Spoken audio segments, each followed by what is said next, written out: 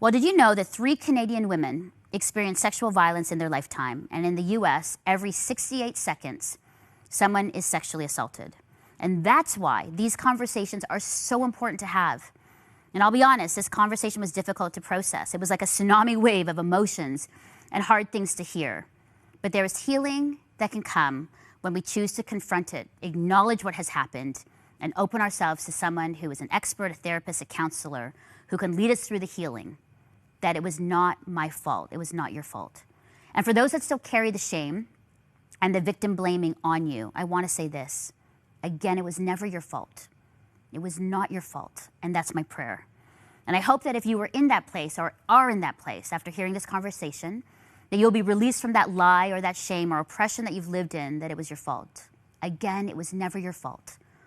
And I hope that you would lean into Jesus. Choosing Jesus doesn't make your life great immediately, but there's something really incredible that when you do have a relationship with him, you get to understand the love that he has for you, and it changes everything, your perspective on life. It changes how you look at yourself. And personally, I think that was key for me, that when I really got to know how much Jesus loves me and the relationship we have, it changed the way that I saw myself. It changed the way that I lived, and it changed literally the trajectory of my life.